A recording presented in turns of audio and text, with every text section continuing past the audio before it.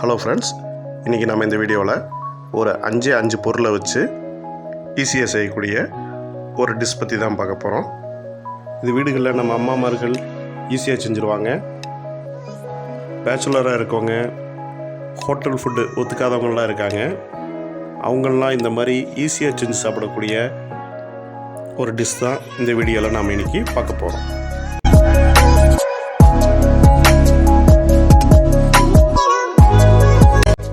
This video is sponsored by BuyMode Shopping App.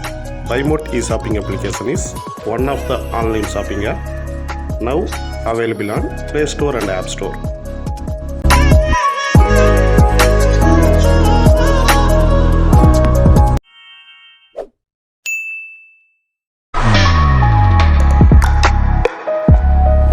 ஒரு நபருக்கு தேவையான அளவா ஒரு பெரிய வெங்காயம், 3 தக்காளி, 5 வரமிளகா, ஒரு கொத்து கருவேப்பிலை, 1 டேபிள் ஸ்பூன் கடுகு.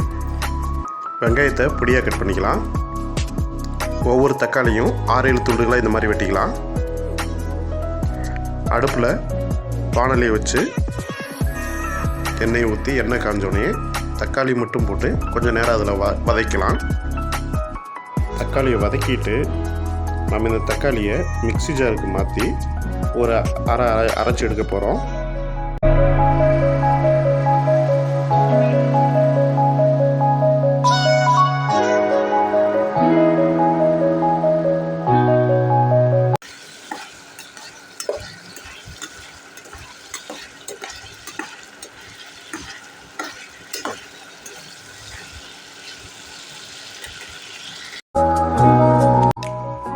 வதக்கி ஆற வச்ச தக்காளியை நம்ம இப்போ இந்த மிக்ஸி ஜாரில் மாற்றி அரைச்சி எடுக்க போகிறோம். ஓகே, நம்ம இந்த மாதிரி அரைச்சி எடுத்தாச்சு. அதே வாணலியில் இன்னும் கொஞ்சம் எண்ணெய் சேர்த்து கடுகு, வரமிளகா, கருவேப்பிலையை போட்டு தாளிச்சிக்கலாம்.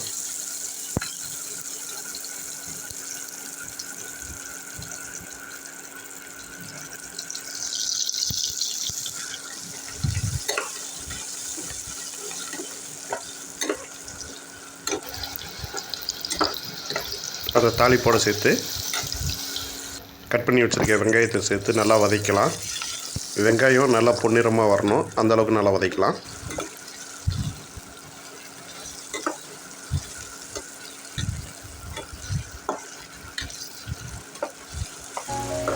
வெங்காயத்தை நல்லா வதக்கினதுக்கப்புறம் அரைச்சி வச்சுருக்க தக்காளி விழுதை நாம் இதில் சேர்த்துக்கு நல்லா வதக்கலாம். தக்காளி விழுது சேர்த்து வதக்கிறப்ப அடுப்பு சிம்மில் இருந்தால் போதும், இல்லாட்டி அடி பிடிச்சிடும். அது கூட 1 ஸ்பூன் தனி மிளகாய்த்தூள், தேவைக்கேற்ப உப்பு சேர்த்துக்கிறோம். அந்த தக்காளி நல்லா பச்சை வாசனை போய் எண்ணெயில் பிரிஞ்சு வர வரைக்கும் நாம் லைட்டாக அப்பப்போ வதக்கி விட்டுக்கிட்டு இருந்தாவே போதும். அடி மட்டும் பிடிச்சிடாமல் பார்த்துக்கணும். இதில் நம்ம தனி சேர்க்க தேவையில்லை. இந்த இண்டக்ஷன் அடுப்பாக இருந்துச்சுன்னா நம்ம என்ன தான் லோவில் வச்சுருந்தாலுமே சரி லைட்டாக அடிப்பிடிக்க ஆரம்பிச்சிடும். அதனால் வேணுண்டா தண்ணி சேர்த்துக்கலாம். அந்த தண்ணி சுண்டி எண்ணெயில் பிரிஞ்சு வர்ற வரைக்கும் நம்ம லைட்டாக கிளறி விட்டுக்கிட்டு இருந்தாலே போதும்.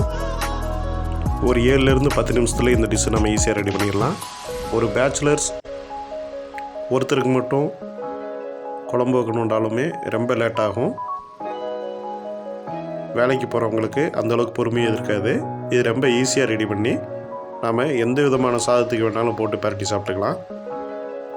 நீங்களும் பேச்சுலர்ஸ் இந்த வீடியோ பார்த்துக்கிட்டு இருந்தீங்கன்னா கண்டிப்பாக இந்த வீடியோ உங்களுக்கு யூஸ் ஆகும்னு நினைக்கிறேன். தேங்க்யூ.